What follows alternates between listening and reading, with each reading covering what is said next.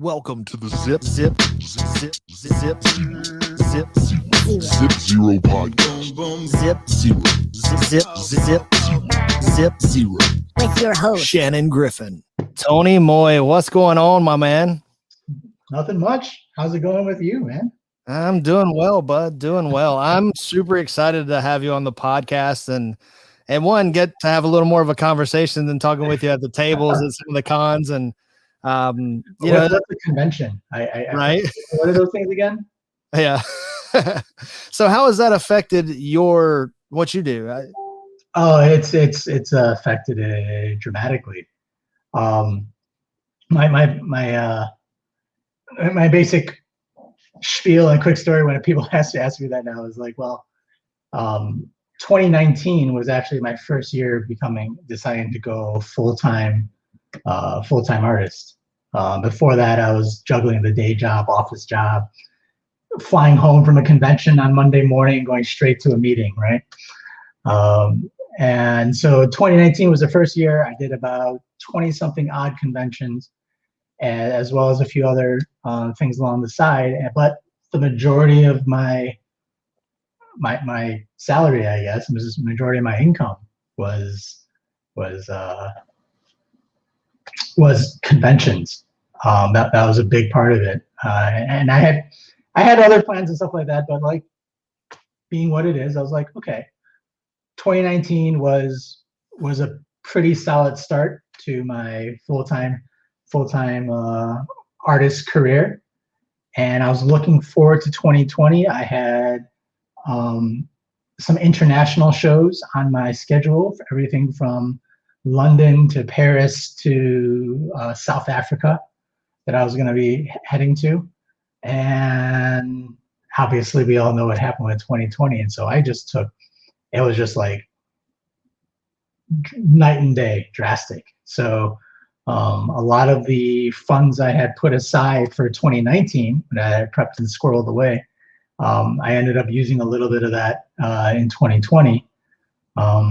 And that also led me to start playing with, I had a lot of refunds with all the conventions that were canceled, hotels, airfare, and everything else like that.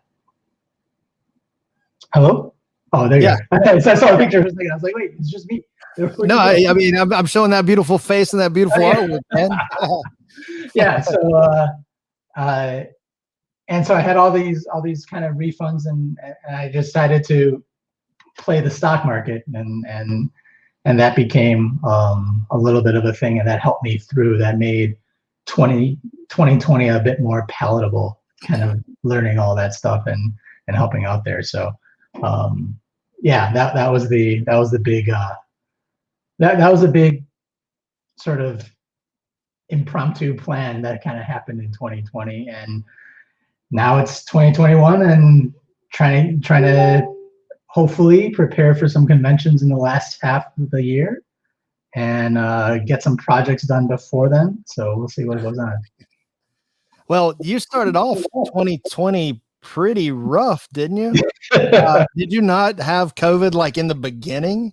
I did. I had it. So right when the lockdown happened, I think it was kind of end of March, mid-March. End of March is like when we saw when we saw Seattle get a little bit worse, and the government was kind of like, okay, well, I guess we're going to lock down, and then okay, we're going to lock down.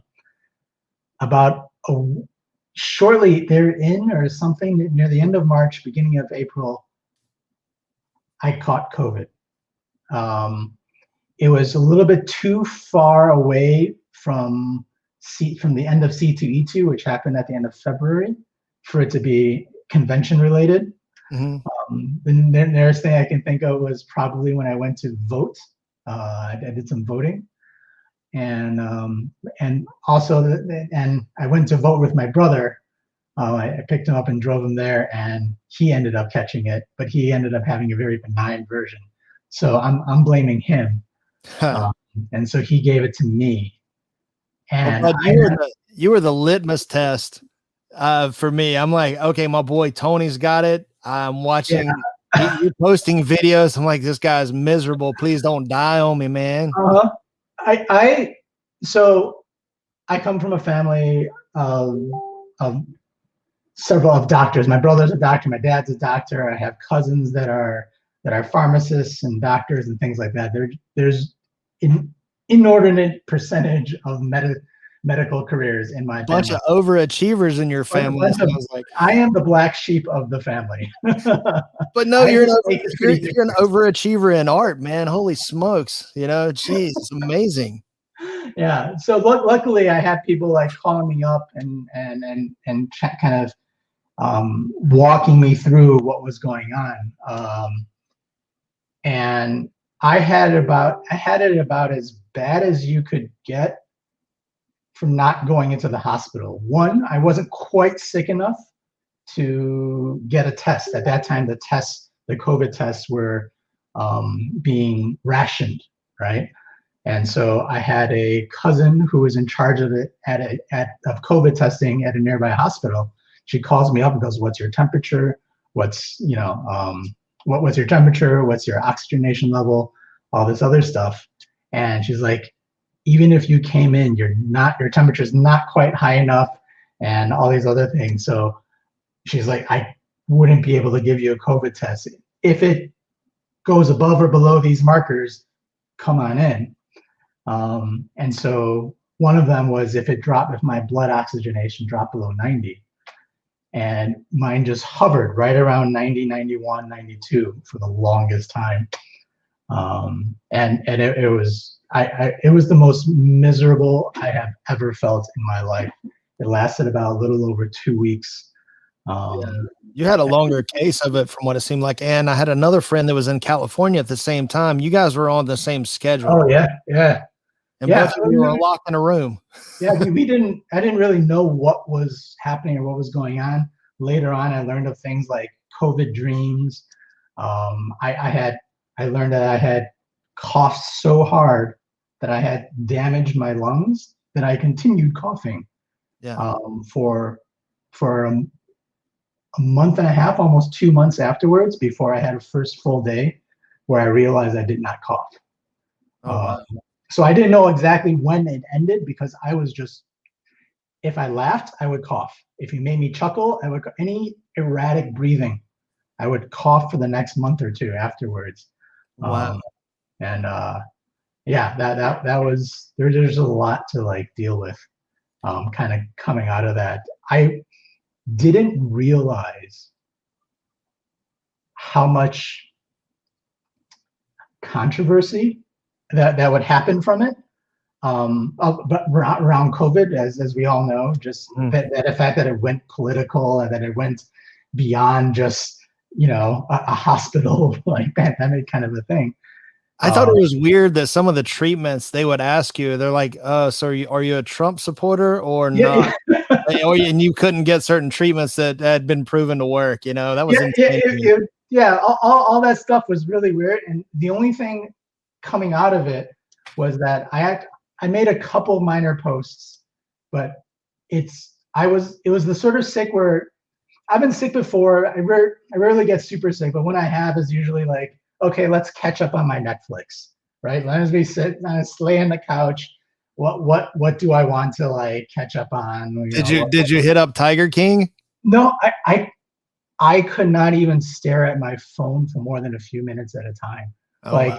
It was, there was no TV on, there was no nothing. It was just like trying to subsist in some sort of level of comfort. If I had a moment of clarity, it was to like, okay, I need to get some fluids, get some water, get something to munch on or eat or something, get some energy. But like it was not this kind of sickness where you're like, yeah, I'm just gonna like bundle myself up and sip on my little hot cocoa and chicken soup and whatever. If I was up for 2 or 3 hours a day, like clear-minded, that was a win. Did you you used to run quite a bit? Do you still run now? And have you seen any effects from COVID in your running? Yeah. So in the past I've run several marathons, and then I've kind of stopped, but just kind of keep up the I try to run whenever I go to a convention. I take a day and like try to explore the city. That's one of the things I try to do when I travel. After COVID, it was a few months before I. Well, let me preface this. It was one of the conventions I did earlier in 2020 was I went to Honolulu. I did the Hawaii Comic Con, and while I was there, I did a nice run. It was 4 or 5 miles or something like that. It was nice, easy, casual. I didn't, not racing or anything, but you get to kind of explore the city and everything else. So that was probably my last run before everything kind of happened, of a decent length. Because back in Chicago it was kind of cold, so you do other things. After I recovered and after I stopped coughing, I went and I was like, okay, well, let me try to get some exercise. I'll try walking, and I'll try walking was fine. I could go upstairs and go downstairs. And then I tried running. And I wasn't out of breath. It was a very weird sort of process. I wasn't out of breath, but my muscles were just extremely tired. I couldn't get through a quarter of a mile or half a mile without having to stop and just being like, what's going on?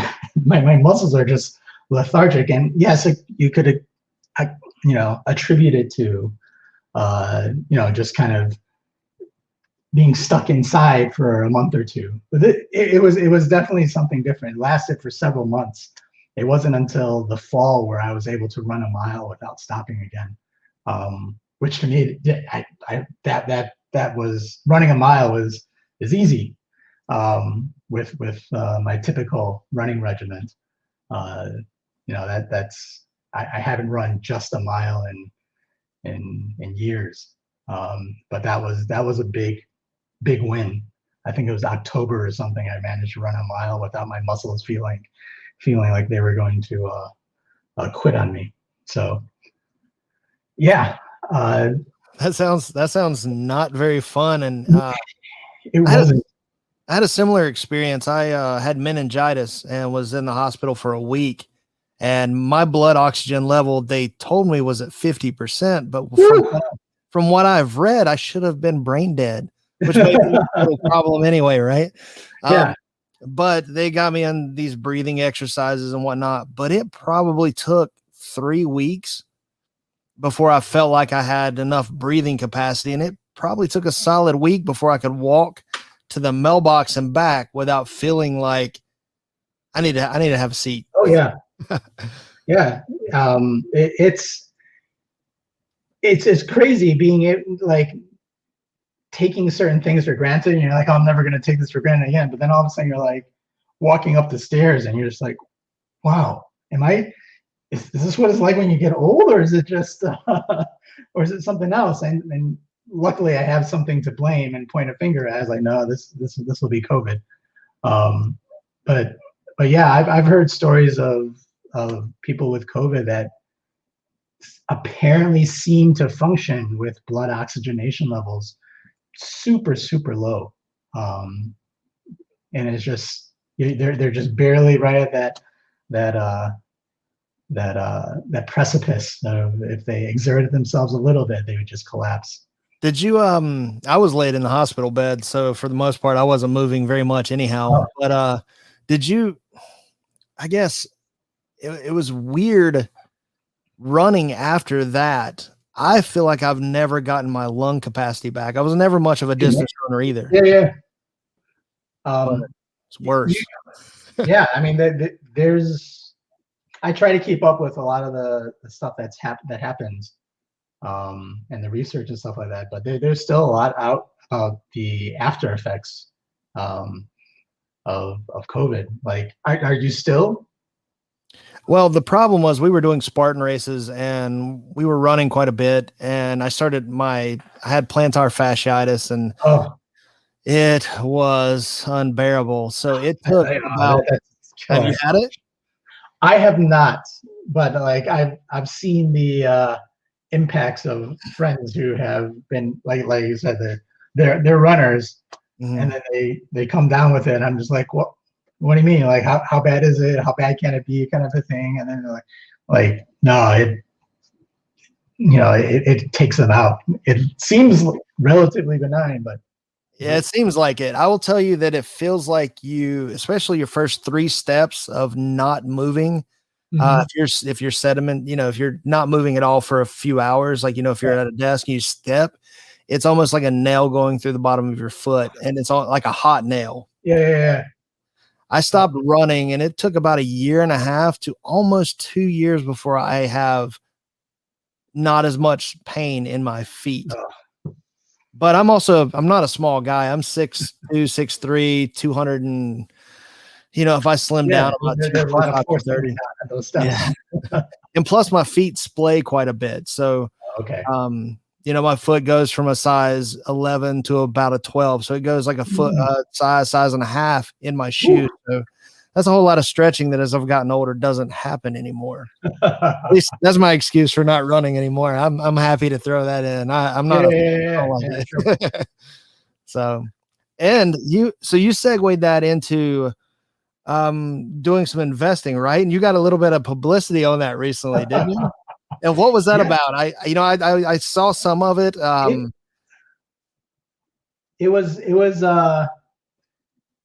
It was completely random, like 100%, totally completely random.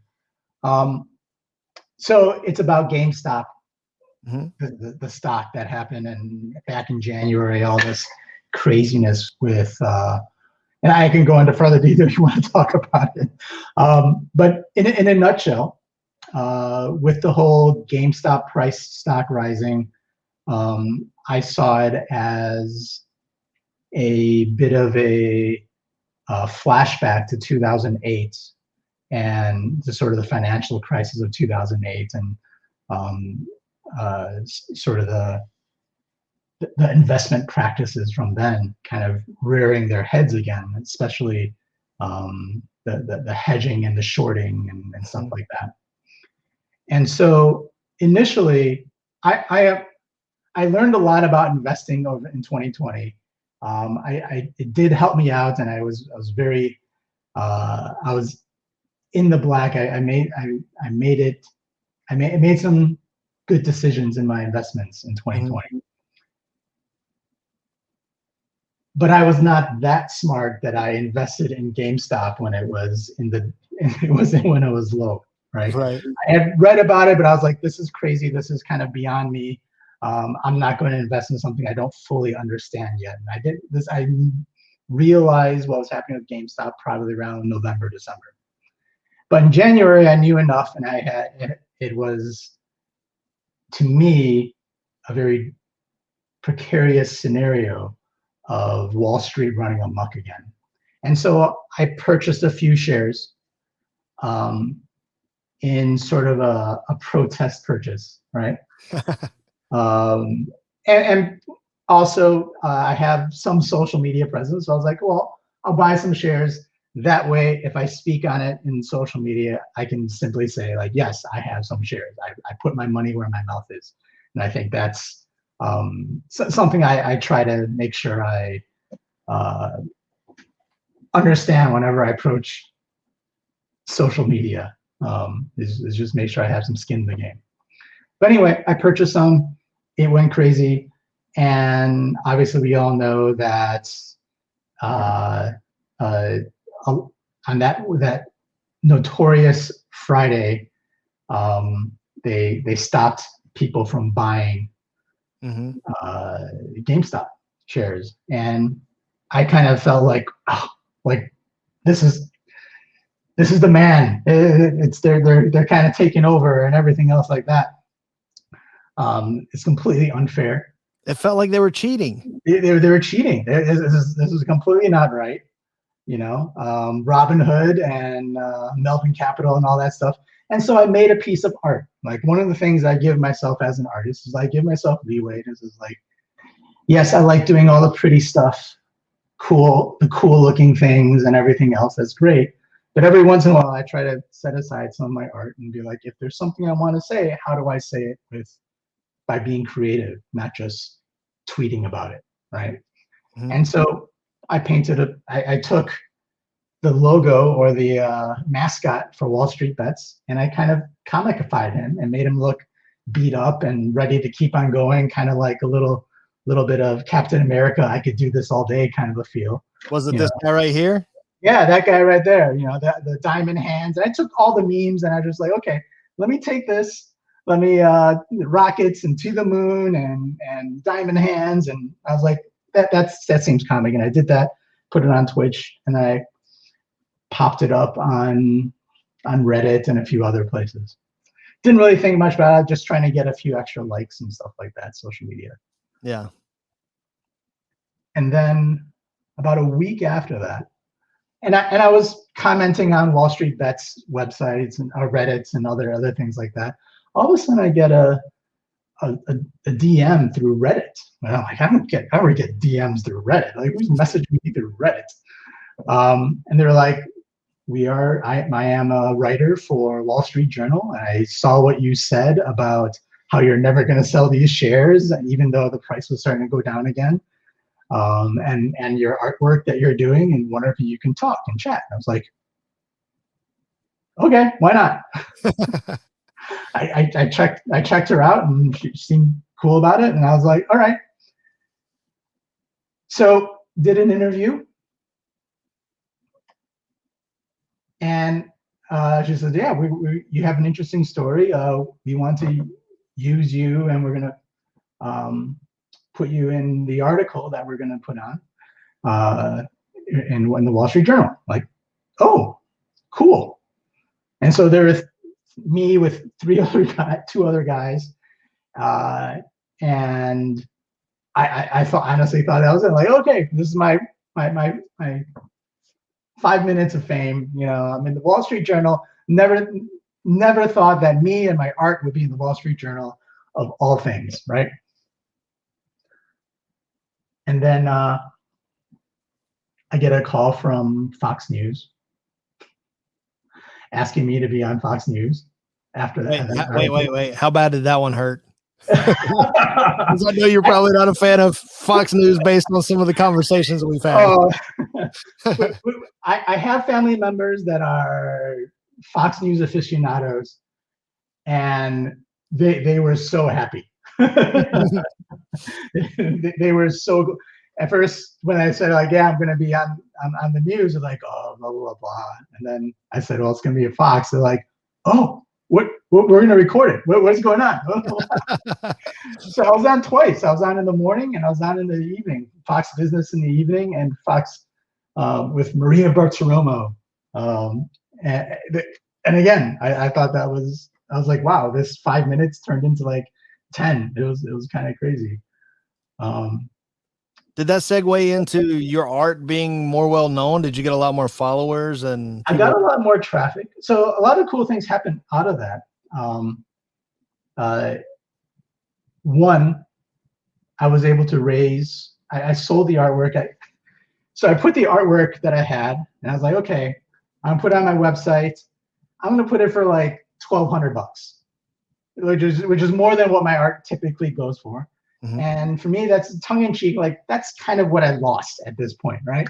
Nothing crazy. I didn't lose anything nuts, but hey, $1,200. That's what I lost. It'll be kind of fun. And I put it up on my website store, and I go to make a social media post about it, and then I go back to get the link for it, and all of a sudden I notice that the inventory is 0. I'm like, oh, did I not set the inventory correctly or something like that? And I go back and check, and it's sold. Like, I literally, within that 5-10 minutes of me posting it and then making a social media comment and then coming back for the link, it's sold. But one of the caveats that I put about it was like 75% of it is going to go to charity.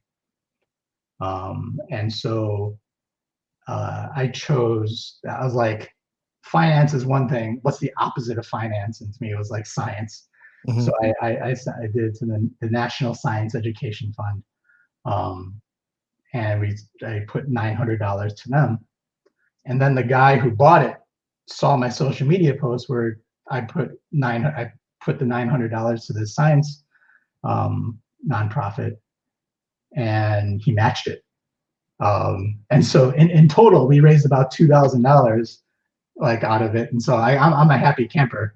That's awesome, man. That's amazing that you did that. Yeah. Especially being selfless like that. I mean, with a piece like that, I'm sure that a lot of people wouldn't have had that, that moral fortitude to not capitalize. I will say when that $1,200 came in, I was like, oh, that'd be nice. That's a lot of rent. Like, oh. Well, that's awesome that you stood by that and you utilize that for charity. That's pretty amazing. Yeah. Oh, thank you. Yeah. Well, it's again, it's one of these things where I try to, with social media and everything else like that, and having comment wars, so to speak, as much as I speak my piece or listen to other people speak, read what other people say about that, I also try to put my money where my mouth is. And I believe in something, in this case, science and education and things like that are things that I naturally gravitate towards. So like, these are opportunities that I have to kind of put my money where my mouth is. I don't want to be just, oh, you're just the guy that just writes a lot of comments and writes a lot of posts and angry liberal person artist or something like that. With some of the conversations that you and I have had and we've interacted, I try to be 100% respectful. I know that everybody's going to be quite different. Yeah. I do tend to stir the pot a little bit. Oh, we all do. just for a situation of, okay, I might not believe it, but there's a point to be made that's like a devil's advocate kind of point. Oh yeah. That most of the time I'll make a point like that if somebody is extremely on the other end. It's like, we kind of got to reel this into the middle. Because realistically, we're all looking for safe environments for our kids and safe environments for ourselves. And I think that even a lot of these arguments that are online would not happen in person. Oh yeah. I agree with you. And I 100% believe that most people are good and they want to do the right thing. And you've got these little tiny hairs difference in people's real opinions, but it seems like it's so much more dramatic when somebody's typing. Yeah. Which there's a lot of people that stand behind a keyboard that don't have the risk of getting hit in the mouth, and that's why they're a little more brazen. Oh yeah, I remember you're one of the examples I actually use because I know we're on either side of the middle. Right. And we've had some repartee, and I think we both respect each other in the sense of like, okay, I understand where you're coming from. I'm just going to say this point, and vice versa, you do too. And I always try to remember as well as like everyone's trying to make the best decision they can. No one's waking up in the morning thinking I'm going to make the wrong decision today, right? It may happen, but that's not what we all think about. And so I always try to be logically and respectful. While I'm typing, I may swear a few words and choose a few choice words, but what I type out, I try to make sure that it is not, it is not quite as antagonizing as it could be. The whole reason I started a podcast was because I kept getting so many requests to do so on the back end. And right now it's not even gone to anything political. Because the only way it's really going to work for me is if I set two people up on opposite sides. And then just let them set each other on fire. I don't see that that's going to be productive. So really when going into the podcast that we're doing now is I really wanted to call it Shannon Griffin and his amazing friends, essentially, because I've been blessed to know people like you that are super talented at what they do. And, I think I'm blessed in that aspect that, that I get to know these awesome people that do these awesome things. And especially you you actually inspired me to start watercolor Oh, back in the day. And I sent you some of the stuff that I'd started. yeah. I remember. It wasn't great. It wasn't bad. I was selling them, which was Yeah, awesome. I mean, that's the goal when you start off, man, is get through Mm-hmm. get through the challenges to you get to the point where you just don't hate it. Like, to me, if I don't hate what I'm doing, like hate my piece of art, like, okay, because I know I am my worst critic. And if I just don't hate it, that's a level of success. And then obviously I have some pieces where I'm like, oh damn, I yeah, me? Yeah. Isn't it surprising that when you finish, and you do enough work, I don't get, my skills would be much better if I had the time to do it. I am so crammed with stuff right now. It's insane. And I'm not able to hone that talent in. And to see your abilities, even since I've known you, get so much better and so much more refined in a way that is more your style, it's amazing. Thank you. So you had, when I met you at Heroes Con, we were just walking by and I liked your stuff. And I was thinking to myself, I remember being in art school and the only stuff I wasn't getting like A's in was my watercolors. And I hated it because I didn't understand it. And when we walked by, that's what I was thinking. And then you peered up from your artwork and you said something and you were talking, which was awesome. I didn't want to interrupt you in your artwork. And when you did, that opened something up and you and I had a conversation and I told you about how it was terrible for me in school that, watercolor was just so challenging. And you said that you had done a lot of pencil, pen and ink and whatnot. And you saw watercolor as a challenge and you inspired me to try it. You told me to just give it a go. And, and it was awesome because it feels like you're working backwards. It feels from pen and ink, you're working backwards. It's the exact opposite in many ways of black and white pen and ink. Mm-hmm. So it was awesome that you challenged me to try something new. I have a few pieces in my house that I wouldn't have had if I hadn't have met you. Some of my first stuff was a little bit more Derek Hess meets a little bit of watercolor action. So a lot of loose gestural type drawings filled in. But for you to have somewhat challenged me to take that on, helped me grow as an individual of trying to solve a problem that I would not have tackled if I hadn't have met you. And I appreciate that, man. Thank you for helping me grow as an individual and taking on a new task that I wouldn't have even considered without seeing you at that one event. So, well, I'm glad, man. Like it's one of those things where at conventions and these events, you meet so many people and you have so many varied conversations. And it's not like they're all the same conversation, but they're all obviously evolved around art and stuff like that. And the only thing you can really be is just kind of be yourself and be, as authentic as you can, because you have to be that for the entire time. And so a lot of these conversations are like I have vague recollections of, and I look back and I'm like, oh, good job, past Tony. Like you did good. I don't know what you were talking about, but obviously you did something good. So good job. But I went through very similar things. Watercolor was completely a challenge. I was the artist that would say, I'm just a black and white. I just see the world literally. I've probably told people this. I just see the world in black and white, grayscale.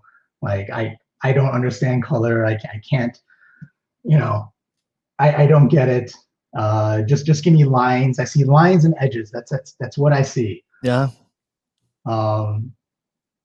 And all I know is that I was that artist, that black and white, that comic book ink pencil and ink artist for years. And then there was sort of this one year where it was, all I can say was that there is this inertia in my creativity that was like, try something different, like push yourself, do something more. And I tried digital coloring, I tried Copic markers, I tried color pencil, I tried like acrylic and oil. Watercolor was one of the last things that kind of entered entered my sort of creative zone. And what I tell people is that it just made me not want to quit.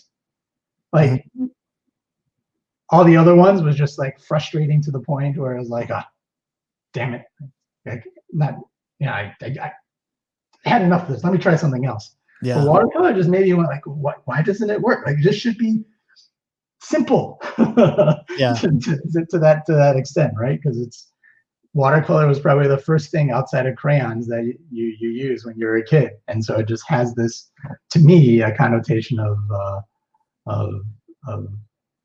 sort of that childhood sort of innocence to it. You know, you're just like, oh, why should this be that hard? And no one told me that it was going to be one of the most challenging mediums out there to tackle. It seems that the people that excel at watercolor tend to be of Asian descent. Is there a lot of heritage in that? I mean, I'm not, you know, it seems that people who are really, really great at it tend to be of Asian descent of some sort. Well, it's you know, in our genetics is that and kung fu, so we just come out and we know watercolor. I mean, I think if anything, really, it's comfortable. When I was young, I did have to understand, you know, I did have to, my parents maybe learn calligraphy with a brush and stuff like that.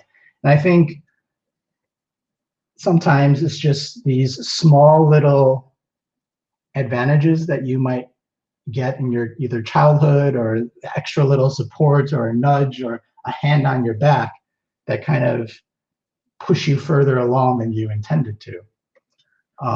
And I think it was the, maybe if I had to put something like that, that combination of just simply be comfortable with a brush, which is a weird tool,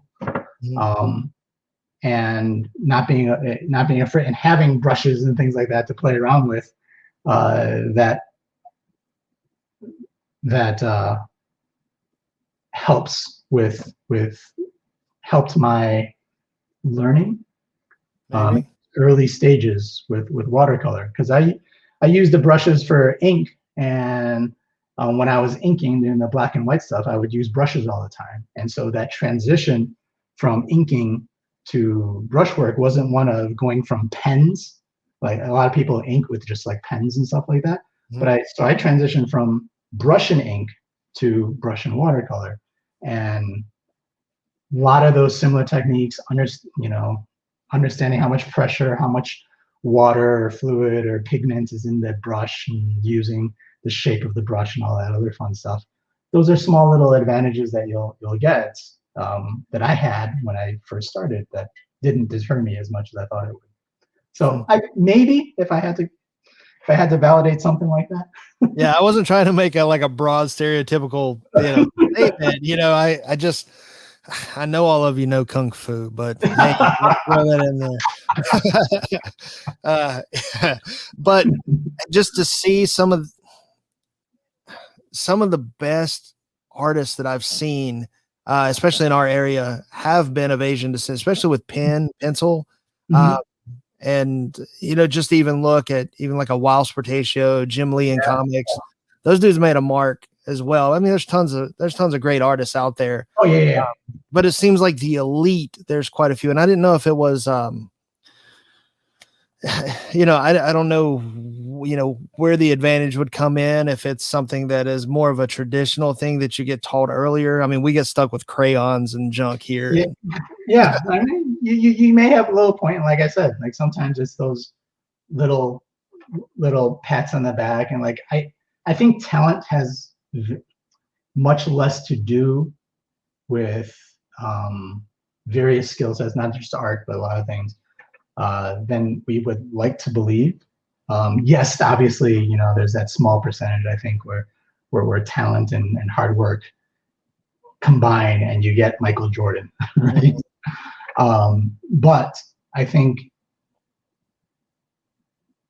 kids with just a little bit of talent, maybe not much, maybe a little bit of a predilection, whether it's towards math, they just get a little bit more encouragement, right? They just get a little more, well, if you do this, like try this. And I think that goes much farther than any sort of innate talent towards something. I think talent gets you a little further without practice. Yes. But if you can practice a lot, you can beat someone with talent with a poor work ethic. Yeah. I 100% agree. For instance, I think in my family, I think my sister is probably more talented and creative in the arts than I am. I just put more effort and work into it than she did, and it wasn't something that she wanted to pursue. But I think like when we were kids and everything else, I was just like, where's this coming from? How are you? Right. There's so many people that are super talented at something but have no interest in it. Yeah. Doesn't that blow your mind? Did you see someone that something comes natural and they're like, I'd just rather not do that? Sometimes it is frustrating, and other times it's like, well, glad I'm not competing with you then. One less competitor. One more out of the pool that I don't have to swim again. One more out of the pool.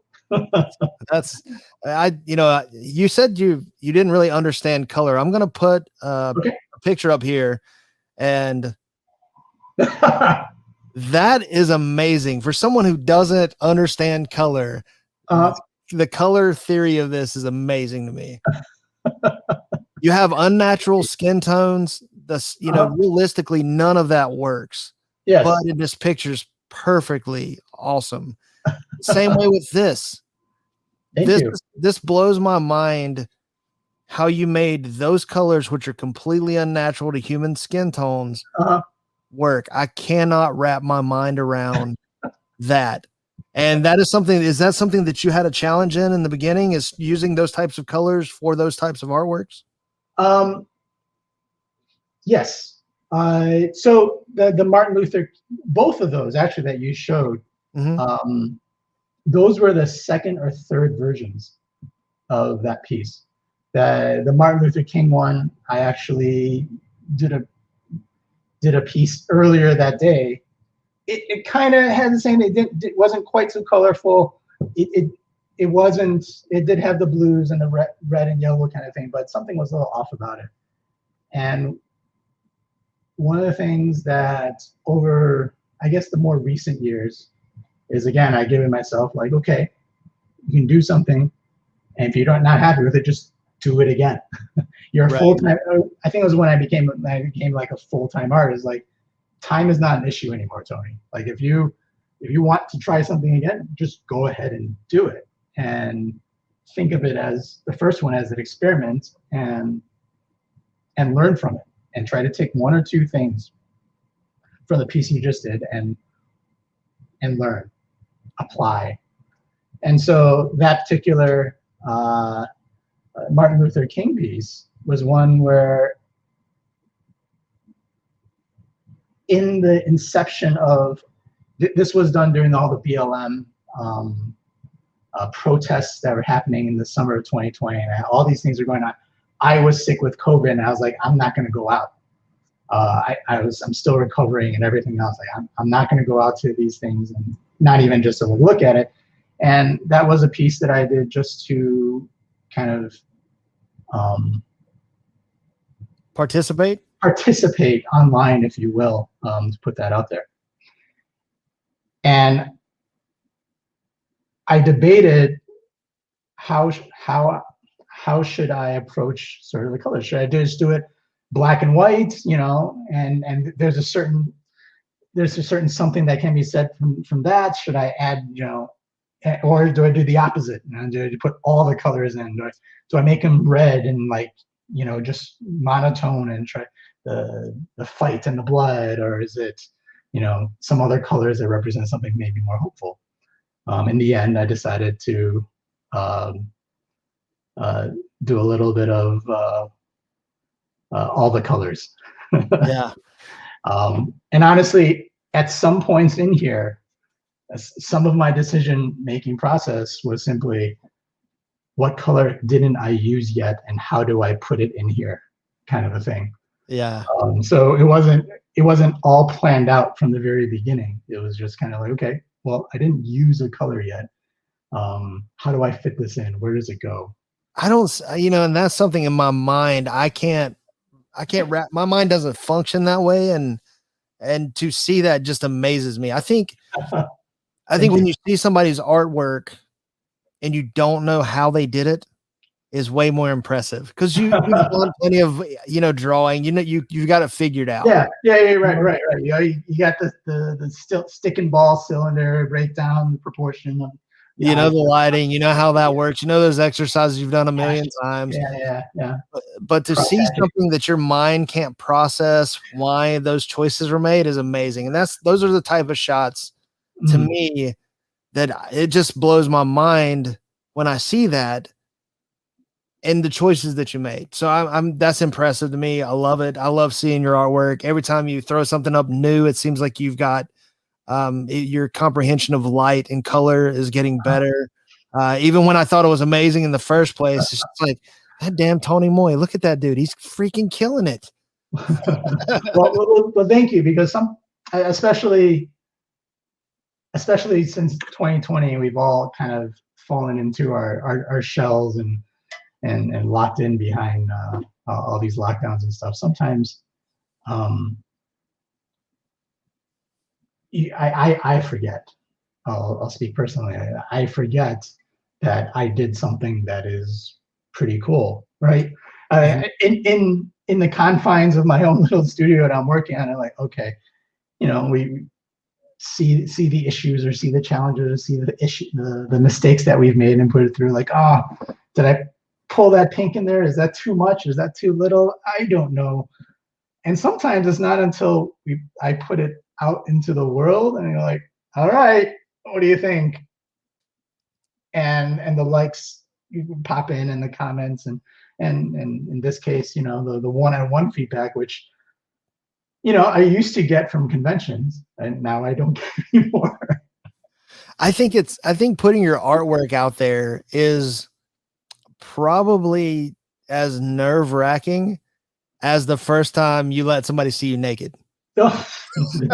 Possibly more so. What do you think? I mean, it's almost that level of anxiety, that little bit of how is this going to work out when it happens? I know that's a little ridiculous, but no. I think what you're bringing up has a point. I mean,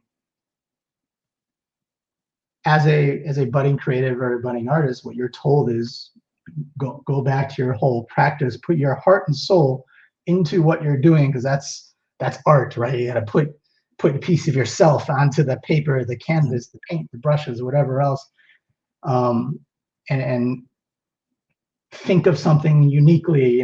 Be an artist and put yourself into it, and then show it to the world. But don't get offended if they don't like it, because they're just speaking of the art and not you. But the art is you, but it's not. I have to step away from it, but I can't, or do I? And so that's such a daunting process, I think, for a lot of young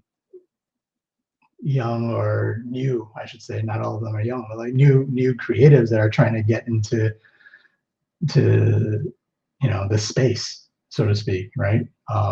I think as I've gotten older, and just giving it a go, being a graphic designer, doing more logo-esque things, layouts, things of that nature, the more I got involved, the more art I saw, the more people that I saw doing art, I realized that it might not be my cup of tea or my choice of what I like, but I respect anybody who wants to take the time to put their vision onto anything. Yeah. you know, I might not think it's good. There might be errors in there based on what you're taught with composition and color usage and Yeah. whatever. But there's a lot more respect that I give people when seeing their work, even if it's remedial, because they're giving it a go. And there's tons of people that hate on people's artwork and they're not even going to give it a try. Yeah. Oh, absolutely. And if you enjoy doing it, put your heart and soul into what you enjoy doing and don't care what other people think. Yeah. But I will speak slightly to the little devil's advocate sometimes, though. Mm-hmm. Is that sometimes in order to improve in whatever dimension we want to consider improving, right? Like in comic books, it's really easy to have a metric or a gauge in terms of anatomy, poses, backgrounds. There are certain basic things where you'd be like, oh, I can easily put a metric and be like, yeah, your arms are too long, or this is too, you're not foreshortened correctly, or whatever else, right? Your perspective is off. I can measure that stuff. And sometimes you need to take what other people say about your art to a certain degree where it doesn't take the fun out of it for you, to heart, so that you can improve whichever way you want to improve, right? There's some artists out there like, okay, you know, like your style and what your approach is, that's just you, okay? And you know, you don't have the same style that I can apply the sort of Jim Lee anatomy rules to, right? Because you're more anime and this goofy cartoony kind of a thing that you're. What about some Liefeld? Yeah. Right. You know, Liefeld's totally, you know, as much as we can poke fun and, you know, look at that Captain America with, you know, the pectorals out to who knows where. Hey, he's mad respect to him still, like for being able to do what he's doing. I tell tons of people that hate on him. I mean, the guy gets consistent work. Yeah. You can look at his stuff has evolved over time. Yeah. There's still some of that 90s in there. Yeah. But that's him, you know, however he got where he's at, whose coattails he rode in on or got pushed to the head of the line, maybe where other people didn't feel like he had deserved it. Phenomenal. I mean, he's still working. He still does very well. And he still has a line at conventions. Yeah. And people still get sketches and buy his art and whatever else. Talking about getting critiqued and stuff like that, I will give I do have a story. It was the best critique I've ever gotten.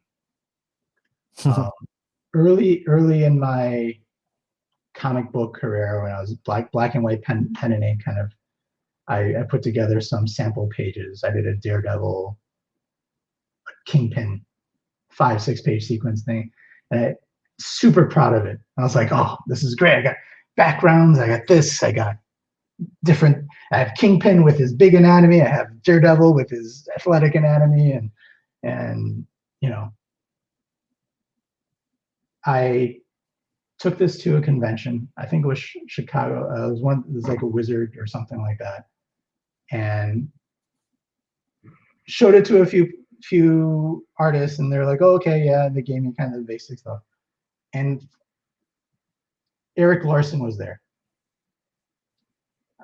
And for whatever reason, I decided to go up to Eric Larson. His line was a little bit short. It was a little shorter than some of the other crazy artists I knew at the time. And I waited, and I was like, hey, can you take a look at my portfolio? And I was expecting, in my head, it was like, oh yeah, he's gonna like it, and he's gonna be like, yeah, why aren't you working already? You know. There was no shit sandwich from him. There was just diarrhea. It was, he ripped it apart. Like, and the story I kind of gave you, told you before, or like you put your heart and soul into something, some artwork, and don't take it personally. I broke that rule. I was like, oh my God, you're like, I am a failure after this. Like, oh, he just shit and all over you. everything that was wrong, he just pointed out. Like, there is no like, oh, you did this good, but this is where you can improve, and everything else like that. He just ripped me apart. And after that show, I was just, I kind of took a mental like step back from art for a second. I was just like, whoa, rocked me to my core. But then, you know, I looked at what he was saying after like a little bit of time and some fresh eyes. I looked back and I was like, okay, I can see what he's saying. And it's not the best. And okay, what is this? And I basically went through that mental checklist of everything that he said. And I started methodically going through like, oh, my hands aren't that great. Here we go. Well, I'm just going to practice hands here for a month. You know, what? My expressions need to be more exaggerated and they all look the same. Fine. And so to that extent, like, he gave me the worst critique ever, but it was critique I sorely needed. And it's kind of one of those, you know, I could totally see some artists that if they had the same thing, they would have been like, yeah, maybe I don't got it. Yeah. It was one of those. So, you know. Well, that's a difference in certain types of people. You know, if you're not going to face those battles and give up if that's what you're meant to do. Mm-hmm. You know, and when I was saying about, you know, doing your own thing and not really caring what other people say, I think there's a very cognitive choice you'll make on something to convey a message that might not follow the rules. Mm-hmm. But if you make a mistake, that's different. Right. You know, and I think we're on the same page with that. Yeah. Yeah. And for him to hate on you, though, that hurts my feelings. I mean, I feel like when he took over Spider-Man after McFarlane, I wasn't super impressed. But you know, he did well with Savage Dragon and, you know, his Image books and whatnot. So yeah, and he is probably one of the more consistent artists out there. I'll definitely very much so. And I've spoken to him, I think in the past few years. I ran into him again at a convention. And I think it was in a green room or something like that. And I kind of laughed and I told him about it. And he was like, well, you're doing much better now. So I was like, okay, yes. That's awesome, man. He and Mark Bagley, you know, I'm a huge McFarlane fan. Mm-hmm. And what blows my mind with McFarlane is his unnecessary lines that completely make sense only in his artwork. Yes. Yeah. Because anyone else tries to do it, it's messy. But it looks like I just throwing marks on there. I can't, none of that works for me. You know, and I tried to emulate that when in my teens so much, and it's such a struggle. And to this day, there's so much line work in his artwork that doesn't make any sense. And some of his, you know, the anatomy is all weird, but with Spider-Man, I think he changed the way people draw Spider-Man. He did. Well, and I think the character allowed him to be a little wonky with his anatomy. Mm-hmm. You know, like, I think if you took McFarlane and put him on the X books at the time, I don't think he would have excelled as much, just because of all the different anatomy that he had to approach for doing an X book versus just doing a singular, you know, crazy figure that allows you to do crazy things like Spider-Man. Yeah, I think his Batman run was pretty impressive, but you can see the beginnings of the Spawn cape. Mm-hmm. He drew those in Batman, and you know, that was neat, and you can see that progression to what Spawn is, and pretty excited about that movie whenever it. Yeah, we'll wait and see. I didn't dislike the other one. Everyone really takes a dump on it and says it's a terrible piece of cinema, but for the time, I didn't think it was all that bad. But then again, I was also a Todd McFarlane fan, and I might be a little biased at that time. So, which artists have influenced you? I mean, did you kind of take things and cues from? The easy ones are Jim Lee, Art Adams, and I'll say for like comics and stuff like that, like Barry Windsor Smith and stuff like that. As far as who I would, when I was young, and then like copy and trace and my pursuit of like anatomy comes from like those three. After that, in terms of color and watercolor, and these are artists that I, again, when I first saw, they inspired me, but I had never any delusion in my head that I would ever be like in their medium, you know, would be like Sienkiewicz, David Mack, and Mark McKaylee. He does like a lot of watercolor, Star Wars watercolor pieces, and a little bit more, not comic book watercolor, but still pop culture watercolor. But those three are probably, in terms of color and media, are my go-tos, or who I look to for inspiration, or stare at a piece and go like, how the hell? Is it color is it composition? Is it color usage? What are you most inspired by of their work? Sometimes it's, so for Sienkiewicz, I will say it's palette. Some of the colors that he transitions and gradients, and the colors that he uses sometimes are, I will say that wizard piece that you posted up, that with the pink and stuff like that. Some of that is inspired by like kind of Sienkiewicz, where you like just throw some random colors in, and you're like, oh, that worked.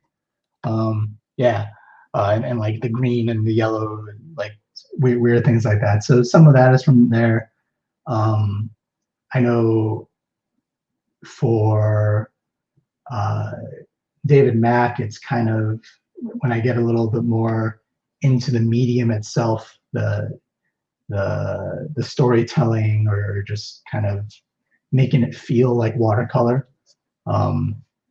That's probably Mac. And then breakdown and structure of figures and shapes. If you look up Mark McKaylee, MCHALEY, you'll see like the structure that he creates with watercolor and stuff like that is just is crazy.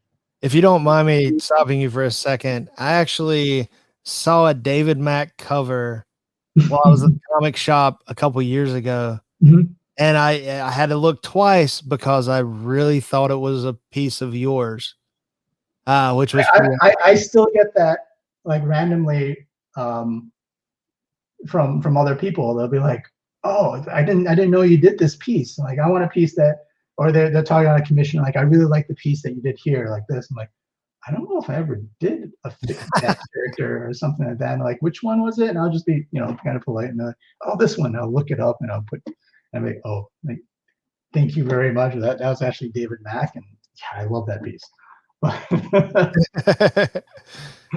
Yeah. Well, it's good to be, confused for somebody that you look up to, or at least take inspiration. Oh, it is the biggest compliment. I will easily take those. Yeah, I'll easily take those.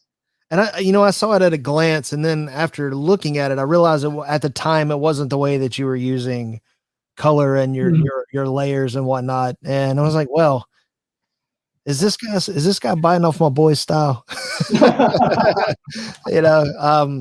So I really, how many covers have you had that were published that weren't customs out there? Like any of the bigger companies like DC, Marvel, have you gotten any of those?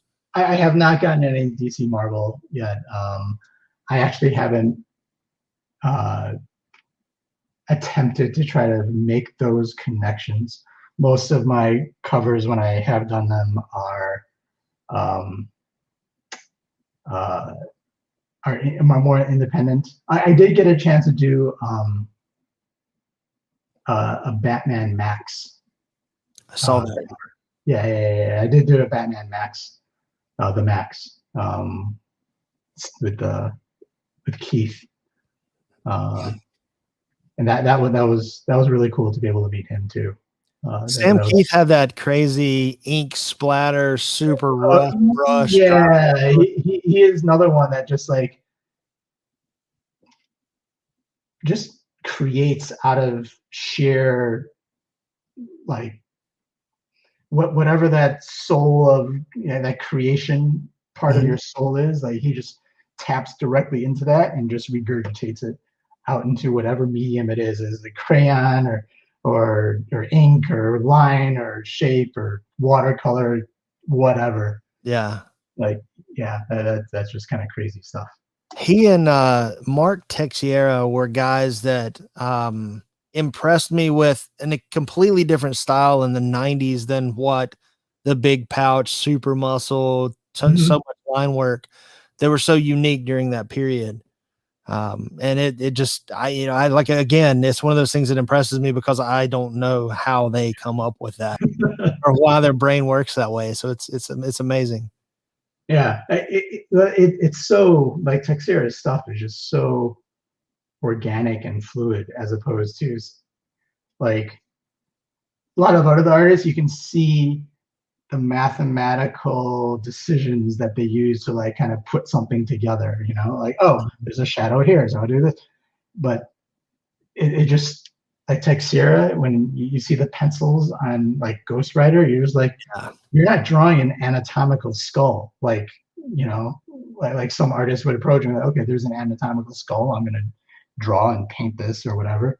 You're just drawing the concept of a skull as it morphs and shows anger and it has emotions and all this other stuff here, which is crazy. I think Sam Keith's work with super exaggerated everything was insane, and it fit and it worked. And his Marvel Comics Presents covers with Wolverine with ridiculously huge hair, wings, and just the anatomy that doesn't make sense but works perfectly for his work was pretty cool. No, absolutely. So it's neat to come up through that era where there was, I think now there's more diverse work in comics than there's ever been. If you look at a comic wall now with everything for sale, it's the whole gamut. You realize that there's a place for most people's artwork, which is neat.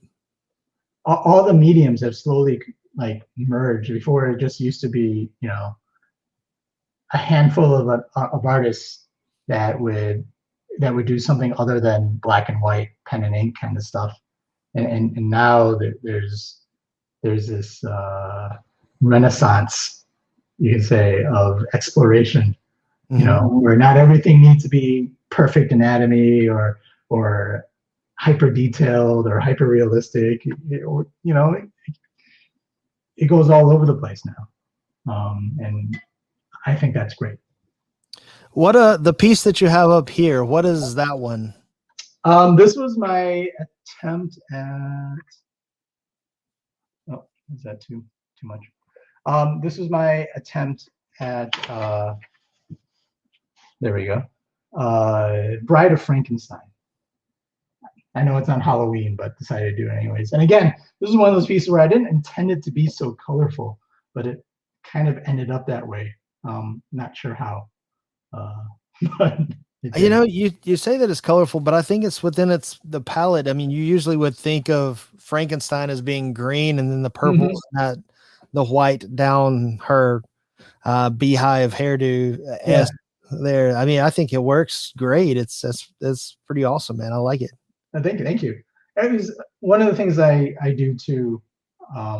Is whenever I approach a piece, sometimes I'll just Google whatever character I'm doing and the word watercolor, and one to see what people have done or that is out there, and also sometimes to be like, oh, everyone's going this direction, let me try to go this direction. Let me see if I can get this other thing to work. Let me see if I can make it brighter, or choose some different colors or different pose or something else. So sometimes that is the driver. It's not necessarily so creative in the moment. It is more analytical in the conception. I think it's awesome, man. Your color usage in there, even the reds through the hair with the purples. It's, you got a couple things that tie in, the wounds and whatnot to to her hair, and then the base fabric. It's pretty. I like it, man. I dig it. Thank you. Thank you. To get a lot of your backgrounds, the way it overlaps in layers, do you wait for some of those layers to dry so that you can get that extra texture and it doesn't blend together? Oh yeah. Sometimes, yes, I will wait for the various layers to dry. I'll make sure. Generally, I work in an angle. I have about a 20 to 30 degree angle on my work table, and then sometimes if I want some of these edges or more organic shapes to kind of be there, I'll lay it flat. I'll drop it in, and what you can do is paint a little bit of an area, and then you can drop some clean water in the middle of it, and the water will kind of push the pigment out towards the edges. And if you just let it sit and be patient and let it dry, you'll and cross your fingers sometimes, you'll get some interesting shapes and edges that happen from there. And I think they're the two things that I learned. It's almost like people who find religion. Right. When I first started picking up watercolor, I learned how to have patience and faith. Right. Well, you're doing a good job of it, man. I like watching. So occasionally I'll see one of your Twitch videos where you're actually painting, and I'll see you do something, and I'm like, well, I've got to this point before, and this is where I took a left turn, and this is where I should have taken a right. So it's amazing that you do that, and you're showing people your process, man, and that's amazing. Yeah, I if I can help save someone, if it took me 3 to 6 months or something like that to learn something, and I can shave that off of someone else's learning time, all the better. Like the world benefits from that. It's not like I'm holding on to any proprietary conceptual process or anything else like that. It's all stuff that's out there. And I just spent more time banging my head against the wall to figure it out. And so, why should someone else have to bang their head against the wall too? I think that as we progress, and especially with social media, I think the learning curve has been flattened a little bit for people. Oh, absolutely. So you don't have to make as many mistakes to get to the same point you were getting to, which is amazing. Yeah. Well, one of the things that you don't just learn from understanding what to do right, but you can also learn by seeing what other people don't do, or learning from their mistakes, right? You'd be like, oh, I don't like that. Why don't I like that? And just asking yourself why I like that, or having someone, the few times where I'm streaming on Twitch, and I'll just be like, well, guys, this was a mistake. Like, I totally messed up here, and I'm gonna have to start all over. And seeing someone do that, and I think helps people realize that A, it's okay, or B, that what my steps were to make that mistake, and maybe someone else won't. Oh, I shouldn't mix those two colors. That really turned out bad. I think it manages people's expectations of what for them to expect from themselves. Yeah. To see, not just to see your finished work, but to see the process. And if you make mistakes, then the Tony Moy is human. He is human. And that's also the flip side of the coin, right? Is that everything I post on the internet are things that I want you to see. Exactly. Right? Like those two pieces that you chose to bring up, there were at least two or three things before that absolutely failed. I started over on that other one, that wizard one, and there was a likeness of Martin Luther King that was colorful that didn't quite look like Martin Luther King. Right. That's you're doing great work, man, and I love seeing you grow. Are you still teaching? No, I am not. And in 2020, unfortunately, I was like, oh, this is gonna suck. I stopped teaching just before I went full-time artist, and just to give myself like I'm gonna do this full-time, no crutch, let's do this. And Swim with the sharks, baby. yeah, I may go back to teaching. I may try to pick up and do my own classes. Maybe there's some. I've been talking to a few people and trying to do some online classes, um, tutorials or something like that. I got to figure that out.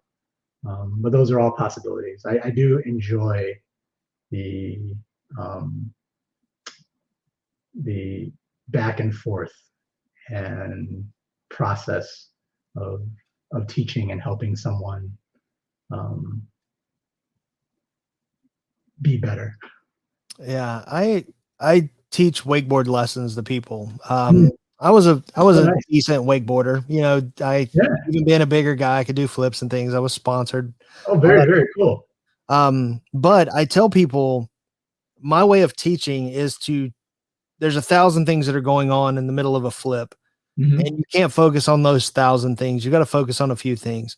Mm-hmm. And I tell people that we will get you there faster, not because I know what I'm talking about, but because I've done it wrong so many times. I can tell you how not to do them wrong. Yes. No. That's I'm not telling you how to do it right so much as how you can avoid the mistake of doing what I've done 1,000 times the wrong way. Yeah. Let's get you on the right path. and also you're able to see when someone's doing something wrong because you've done it wrong so many times. Yeah. It was exactly the same way when I was teaching and I would have students who were like, how do you know this? How do you see? Like, trust me. And that was the benefit, I think, of teaching is after a year or two of teaching, not only do you know all the things that you've done wrong, you also have as an instructor, have the luxury of knowing all the things that every single one of my students have done wrong and trying to help them get past that and see that. So when, you're not the first one to fail in this particular way, in this particular timing, in this particular manner. So you're not original in your successes or your defeats. So. Right. When I was in design school, there was a lot of drawing classes, and to see people that really were not very good illustrators whatsoever learn how to draw was amazing. Even looking at a picture upside down to draw it, how you're untraining your brain how to draw the eye the way your eye sees an eye, and you're starting to look at lines relative to lines, and to see people pick that up is amazing. Yeah, there's one of the things with shoot, where was I going to go with this?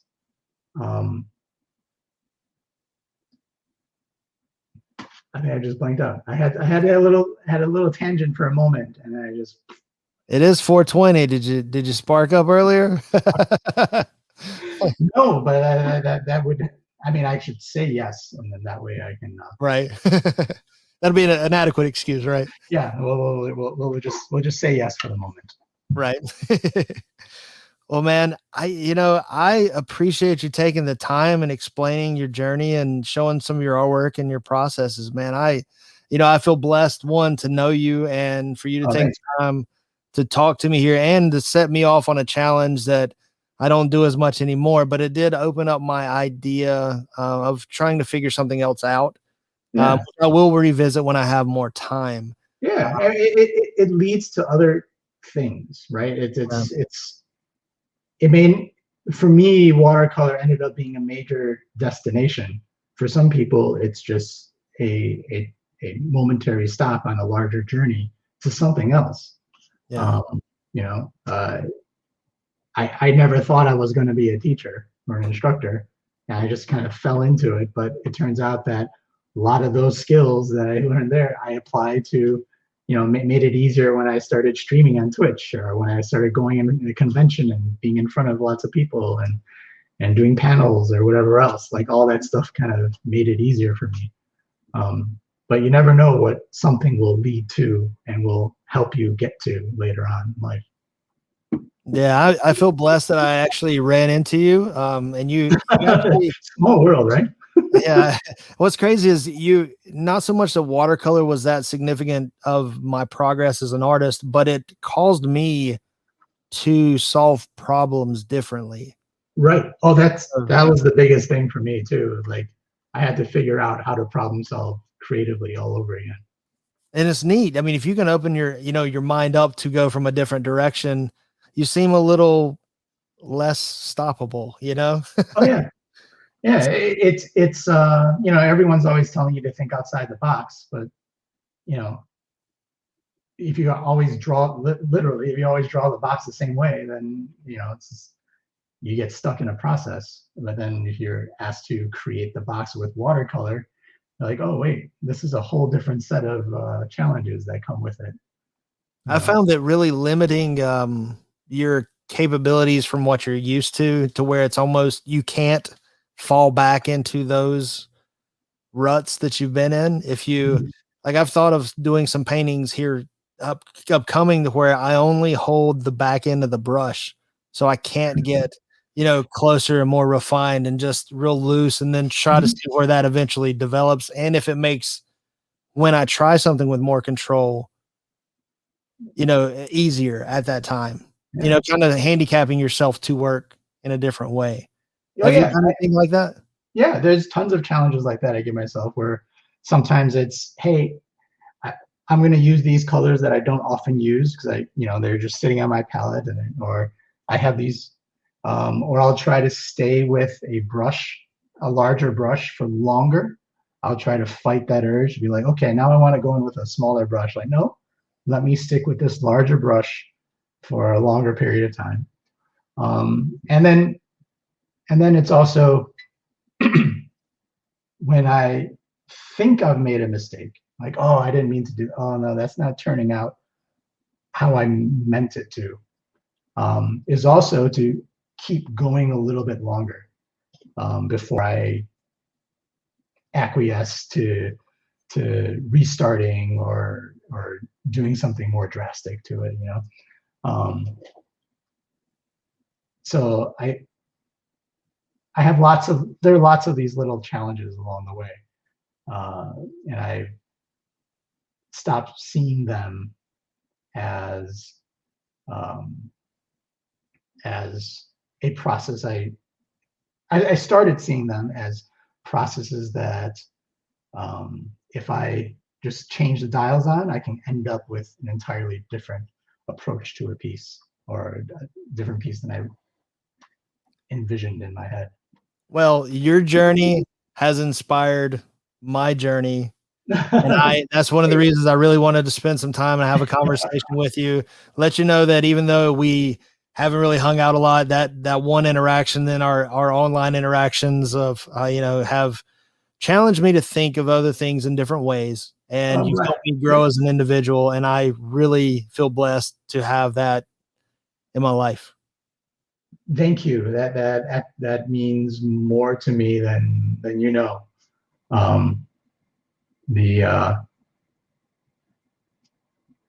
when I first got in, one of the reasons why I got into art was because it was a profession where you can make an impact on someone's life in a way, whether it's to inspire them, whether it's to spark a conversation that they never thought they had, or something else.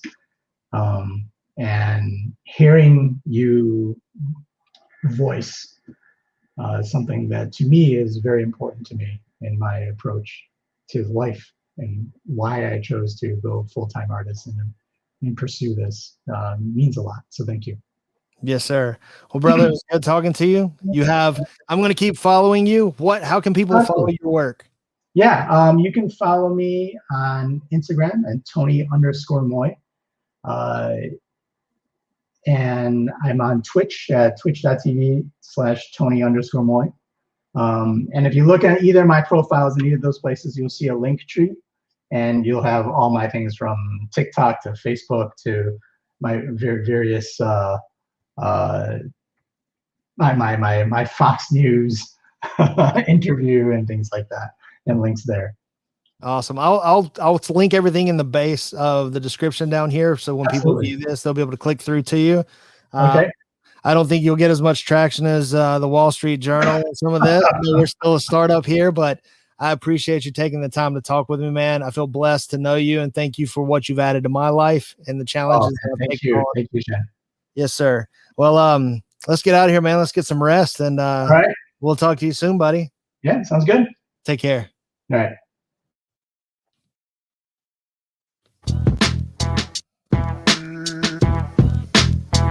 Boom, boom, boom. Oh, oh.